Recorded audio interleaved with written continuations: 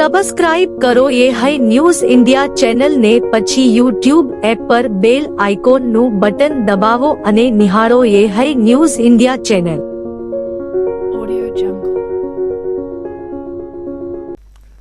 વાવ થરાદ જિલ્લાના રાજપૂત સમાજ માટે ગૌરવ અને ગર્વના સમાચાર સામે આવ્યો છે. વાવ થરાદ ધરણીધર અને સુઈગામ તાલુકાઓમાંથી તાજેતરમાં યોજાયેલી લોકરક્ષક ભરતીની અંતિમ પસંદગીમાં 46 જેટલા યુવાનો સફળ થયા છે. એક સાથે એટલી મોટી સંખ્યામાં યુવાનોની શાનદાર સફળતાથી સમગ્ર પંથકમાં આનંદ અને ઉત્સાહની લાગણી પ્રસરી ગઈ છે. આ સિદ્ધિ માત્ર રાજપૂત સમાજ પૂરતી સીમિત નથી, પરંતુ સમગ્ર વાવ થરાદ જિલ્લાના યુવા શક્તિની મહેનત, સંઘર્ષ અને દ્રઢ સંકલ્પનું ઉત્તમ ઉદાહરણ બની છે. પસંદગી પામેલા યુવાનો વર્ષો સુધી કઠોર મહેનત, સતત અભ્યાસ, શારીરિક કસોટી તેમજ લેખિત પરીક્ષાની સઘન તૈયારી કર્યા પછી આ મહત્વપૂર્ણ મુકામ સુધી પહોંચ્યા છે. આ પ્રસંગે થરાદ વાવ સુઈગામ રાજપૂત સમાજના પ્રમુખ કાનજીભાઈ રાજપૂતે જણાવ્યું હતું કે 46 યુવાનોની એક સાથે થયેલી સફળતા સમગ્ર સમાજ માટે ગૌરવની બાબત છે. આ સિદ્ધિથી આવનારી પેઢીને પણ સરકારી સેવામાં જોડાવા માટે નવી પ્રેરણા મળશે. સમાજે હંમેશા શિક્ષણ, શિસ્ત અને સંઘર્ષને મહત્વ આપ્યું છે અને તેનું સકારાત્મક પરિણામ આજે સૌ સામે જોવા મળી રહ્યું છે. સ્થાનિક સ્તરે પસંદગી પામેલા તમામ યુવાઓનું ભવ્ય સન્માન કરવામાં આવ્યું હતું. ગામોમાં ફટાકડા ફોડીને, મીઠાઈ વહેંચીને અને શુભેચ્છાઓ પાઠવીને ખુશી વ્યક્ત કરવામાં આવી રહી છે. માતા પિતા અને પરિવારજનોને આંખોમાં આનંદના આંસુ સાથે સંતાનની સફળતાને ગર્વભેર ઉજવાઈ રહી છે. આ સફળતા બાદ સમગ્ર વિસ્તારમાં યુવાનોમાં સરકારી સેવામાં જોડાવાનો ઉત્સાહ અનેક ગણો વધી ગયો છે. લોકોનું માનવું છે કે આ યુવાનો જનસેવાના કાર્યમાં ઈમાનદારી, નિષ્ઠા અને જવાબદારી સાથે ફરજ બજાવી સમાજ તેમજ જિલ્લામાં ગૌરવ વધારશે. એક સાથે 46 LRD યુવાનોની સિલેક્શન એ રાજપૂત સમાજ માટે ગૌરવની વાત છે. આ અગાઉ થરાદ હોય, પાલનપુર અને ગાંધીનગર સમાજના ભવનોમાં અસંખ્ય વિવિધ ક્ષેત્રોમાં રાજપૂત સમાજના યુવાનો સરકારી ભરતીઓમાં પાસ થયેલા છે અને એમણે નોકરી પણ અગાઉ પણ મેળવેલી છે. સમાજ હંમેશા શિક્ષણ, શિસ્ત અને સંઘર્ષને મહત્ત્વ આપ્યું છે અને એનું સકારાત્મક પરિણામ પણ સમાજને આવ્યું છે. અને જે સમાજના ભવનો થકી જે સમાજને લાભ મળ્યો છે એ પરિણામ આપને સામે પણ દેખાઈ રહ્યું છે. કાનજીભાઈ આર રાજપૂત, પ્રમુખ રાજપૂત સમાજ વિકાસ મંડળ, વાવ થરાદ સુઈગામ. ગુજરાત વિધાનસભાના અધ્યક્ષ અને થરાદ વાવ જિલ્લાના લોકપ્રિય નેતા થરાદના ધારાસભ્ય શંકરભાઈ ચૌધરીના 55મા જન્મદિવસ નિમિત્તે વાવ તાલુકાના ભડવેલ સ્થિત મહાકાળેશ્વર મંદિરમાં ભસ્મ આરતીનું આયોજન કરાયું હતું. આ ધાર્મિક કાર્યક્રમમાં સમસ્ત બ્રહ્મ સમાજના પ્રમુખ કમલેશભાઈ આચાર્યના માર્ગદર્શન હેઠળ યોજાયો હતો અને મોટી સંખ્યામાં શિવ ભક્તો વહેલી સવારથી જ મંદિર ખાતે ઉમટી પડ્યા હતા. ભસ્મ આરતી દરમિયાન હર હર મહાદેવ અને બમ બમ ભોલેના નાદથી મંદિર પરિસર ગુંજી ઉઠ્યું હતું. ભક્તોએ ભગવાન મહાકાલેશ્વરની વિશેષ પૂજા કરી શંકરભાઈ ચૌધરીના દીર્ઘાયુ અને સારા સ્વાસ્થ્ય અને રાજ્યના વિકાસ માટે પ્રાર્થના કરી હતી. આ પ્રસંગે સ્થાનિક આગેવાનો, સામાજિક અગ્રણીઓ, કાર્યકરો અને મોટી સંખ્યામાં શ્રદ્ધાળુઓ, નાગરિકો ઉપસ્થિત રહ્યા હતા. ભસ્મ આરતી સંપન્ન થયા બાદ પ્રસાદીનું વિતરણ કરવામાં આવ્યું હતું. શંકરભાઈ ચૌધરીના જન્મદિવસ નિમિત્તે ધાર્મિક કાર્યક્રમો ઉપરાંત સમાજ સેવાના કાર્યો પણ યોજાયા હતા. વાવ થરાદ જિલ્લાના સરહદી વિસ્તારમાં કેનાલો તૂટી જવાની ઘટનાઓનો સિલસિલો યથાવત રહ્યો છે. તંત્ર, અધિકારીઓ અને કોન્ટ્રાક્ટરોની મિલીભગતથી રિપેરિંગ અને સફાઈ જેવી કામગીરીમાં ભ્રષ્ટાચાર થઈ રહ્યોના આક્ષેપો વચ્ચે આજે ફરી એકવાર ધરણીધર તાલુકાના પ્રતાપપુરા ગામની સીમમાંથી નીકળતી ઈડાટા ઢીમા ડિસ્ટ્રિક્ટ કેનાલમાં મોટું ભંગાણ સર્જાતા આજુબાજુના ખેડૂતોના ખેતરો પાણીમાં તરબોળ થઈ ગયા હતા. ખેડૂતોએ આ ઘટનાને સિસ્ટમની બેદરકારી ગણાવી ગંભીર પ્રશ્નો ઉઠાવ્યા છે કે દરરોજ કેનાલો તૂટી રહી છે, તો છતાં જવાબદાર અધિકારીઓ અને કોન્ટ્રાક્ટરો સામે કોઈ પગલાં કેમ લેવાતા નથી? માત્ર 1 મહિના અગાઉ જ નવી બનાવી આપવામાં આવેલી કેનાલ પાણી છોડાયા બાદ 15 દિવસમાં તૂટી ગઈ છે. આ પરિસ્થિતિથી કેનાલ નિર્માણની ગુણવત્તા પર સીધો સવાલ ઊભો થયો છે. ખેડૂતોના આક્ષેપ મુજબ કોન્ટ્રાક્ટરો દ્વારા માત્ર દેખાવ પૂરતું કામ કરીને હલકી કક્ષાનો મટીરીયલ વપરાય છે અને અધિકારીઓની છત્રછાયા હેઠળ ભ્રષ્ટાચાર બેફામ ચાલે છે. આ મુદ્દે ટેલિફોનિક સંપર્ક કરવામાં આવતા નર્મદા વિભાગના નાયબ કાર્યપાલ ઇજનેર અજયભાઈ હટીલાએ જણાવ્યું હતું કે આ કેનાલ ફ્લડ દરમિયાન તૂટી ગઈ હતી અને 1 મહિના અગાઉ જ નવેસરથી બનાવી હતી, પરંતુ ઓવરફ્લો થવાથી ફરી ભંગાણ સર્જાયું છે. તેમણે આગળ જણાવ્યું કે પુનઃ રિપેરિંગ કામગીરી હાથ ધરવાની પ્રક્રિયા શરૂ થઈ રહી છે, પરંતુ ખેડૂતો હજુ પણ અસંતોષ વ્યક્ત કરી રહ્યા છે. તેમના મતે દર વખતે મરામતના નામે માત્ર ઉપરછલ્લું કામ થાય છે અને ભ્રષ્ટાચારનો પર્દાફાશ થવા છતાં કાર્યવાહી થતી નથી. સરહદી વિસ્તારમાં સતત તૂટતી કેનાલોને કારણે સિંચાઈનો મુખ્ય આધાર ધરાવતા ખેડૂતો મુશ્કેલીમાં મુકાયા છે. પાણી ભરાવાના કારણે ખેતરોને મોટા પાયે નુકસાન પહોંચી રહ્યું છે અને પાકનું ઉત્પાદન સીધું અસરગ્રસ્ત થઈ રહ્યું છે. ખેડૂતોએ સરકાર અને નર્મદા વિભાગને કડક માંગ કરી છે કે તૂટેલી કેનાલોની ગુણવત્તાસભર મરામતની સાથે જવાબદાર અધિકારીઓને કોન્ટ્રાક્ટરો સામે તાકીદે કાર્યવાહી કરવામાં આવે. બનાસકાંઠા જિલ્લાના પાલનપુરમાં રમત સંકુલ ખાતે નિર્માણ પામેલ આધુનિક મલ્ટીપર્પઝ ઇન્ડોર હોલનું લોકાર્પણ નાયબ મુખ્યમંત્રી હર્ષભાઈ સંઘવીના હસ્તે ભવ્ય રીતે યોજાયું હતું. આ અવસર પર તેમણે રમત સંકુલના વિવિધ વિભાગોની મુલાકાત તેમજ સુવિધાઓનું નિરીક્ષણ કર્યું હતું અને યુવા ખેલાડીઓ સાથે બેડમિન્ટન રમીને તેમને પ્રોત્સાહન આપ્યું હતું. બનાસકાંઠાના ખેલાડીઓને રાજ્ય દેશ સ્તરે આગવી ઓળખ મળે, તેમની પ્રતિમાને યોગ્ય તાલીમ સાથે પ્રોત્સાહન મળે અને આંતરરાષ્ટ્રીય સ્તરની સુવિધાઓ ઘર આંગણે ઉપલબ્ધ થાય તે હેતુસર આ ઇન્ડોર હોલ કાર્યરત કરાયો છે. કુલ રૂપિયા 9.20 કરોડના ખર્ચે તૈયાર કરાયેલા હોલમાં badminton, volleyball, basketball, table tennis, judo, gym, board games તેમજ શૂટિંગ રેન્જ જેવી સુવિધાઓનો સમાવેશ થાય છે. આ વાતાવરણિક હોલ ખેલાડીઓ માટે સંપૂર્ણ સુવિધાસભર બનાવવામાં આવ્યો છે, જેમાં toilet block, locker room, staff room, first aid room, CCTV system, store room, fire safety અને આધુનિક સાધનો ઉપલબ્ધ છે.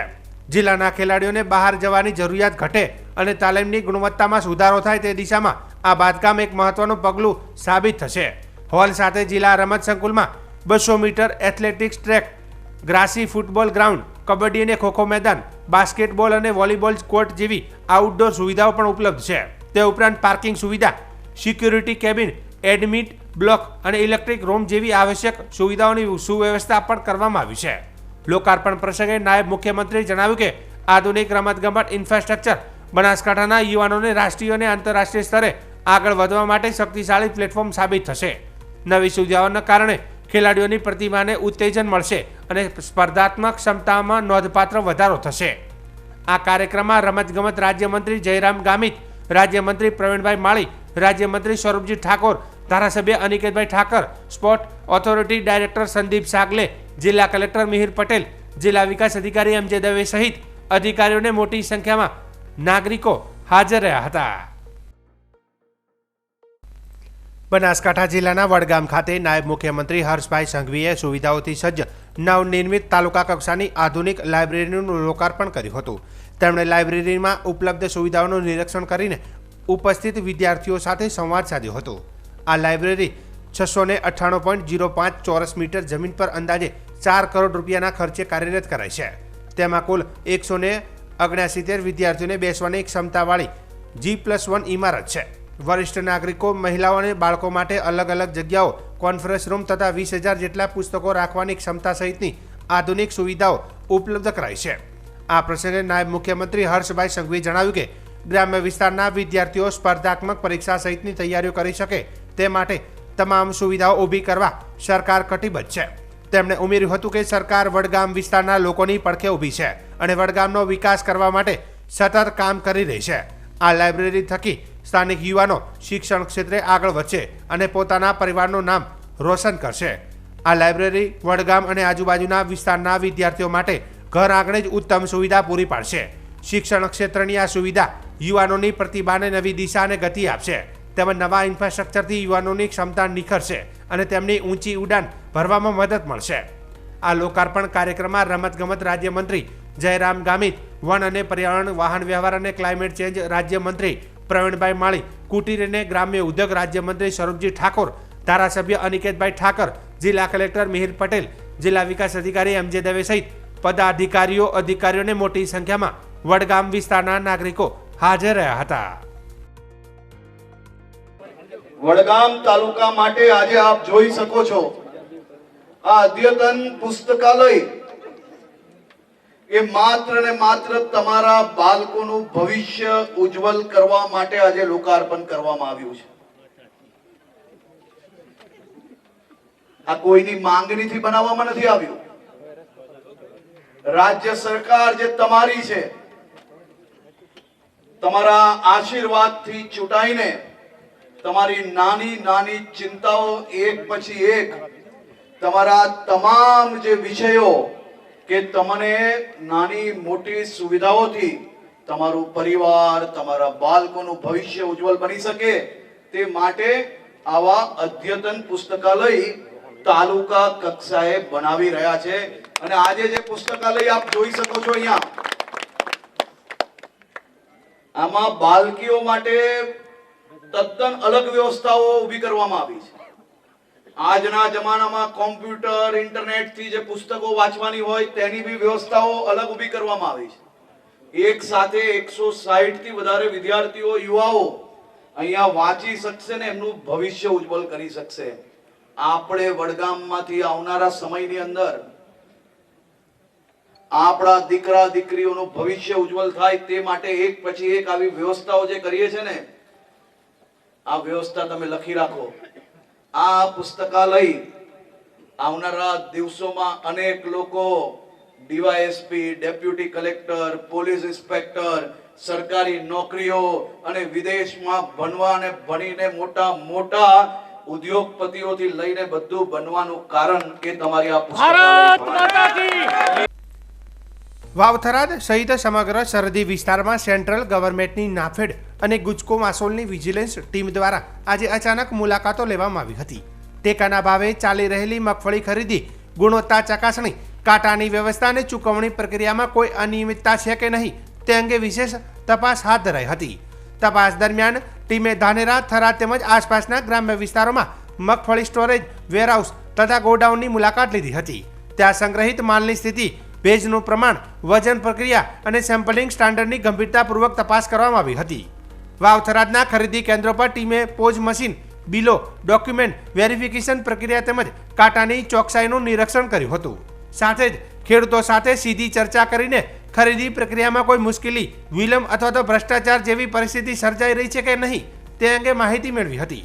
ખેડૂતોના ખાતામાં ખરીદીના પેમેન્ટ સમયસર ટ્રાન્સફર થાય છે કે નહીં, ચૂકવણીમાં અનાવશ્યક વિલંબ થાય છે કે નહીં, તેમજ ટેકાના ભાવે ખરીદી દરમિયાન સ્ટાફનું વર્તન કઈ રીતે છે તે બાબતો પર પ્રતિસાદ એકત્રિત કરવામાં આવ્યો હતો. નાફેડ અને ગુજકો માસોલની ટીમ દ્વારા કરવામાં આવેલી મુલાકાતોનો મુખ્ય ઉદ્દેશ ટેકાના ભાવે મગફળી ખરીદી પ્રક્રિયા નિષ્ઠાપૂર્વક અને પારદર્શક રીતે થાય તેની ખાતરી મેળવવાનું હતું. વિજિલન્સની ટીમોને મળેલી માહિતી મુજબ કેટલીક સેન્ટરોમાં દસ્તાવેજીકરણમાં ખામીઓ તથા માલસામાનની ગુણવત્તા માપનમાં અનિયમિતતાના સંકેતો પણ મળ્યા હોવાની પ્રાથમિક ચર્ચા સામે આવી છે. તેમ છતાં અધિકારીઓ રિપોર્ટ હજુ બહાર પાડવામાં આવ્યો નથી. ખેડૂતોએ ટીમની અચાનક મુલાકાતને સ્વાગત કરતા જણાવ્યું કે સરકાર દ્વારા ખરીદી પ્રક્રિયામાં પારદર્શકતા વધારવા માટે પગલાં ભરવામાં આવી રહ્યા છે. તે ખેડૂત સમાજ માટે સારા સંકેત છે. નાફેડ અને ગુજકો માસોલની વિજિલન્સ ટીમ આવતા કેટલાક દિવસોમાં વાવથરા જિલ્લાના અન્ય ખરીદી કેન્દ્રોની પણ મુલાકાત લઈ વિગતવાર રિપોર્ટ રાજ્ય અને કેન્દ્ર સરકાર સમક્ષ રજૂ કરશે તેવી માહિતી મળી રહી છે. हमने पालनपुर, दिशा, हमने सब प्रोक्योरमेंट सेंटर्स, बहुत सारा प्रोक्योरमेंट सेंटर्स और वेयर हाउस सब विजिट करके आया हुआ है. खास करके हमने फार्मर से भी मिला हुआ है, तो सब फार्मर खुश है. तो ये तो हमने अभी इस बार हमने बायोमेट्रिक जो फिंगरप्रिंट ये सब जो हमने लागू किया है, तो वही फार्मर को पूछा कुछ दिक्कत है, कोई प्रॉब्लम नहीं है.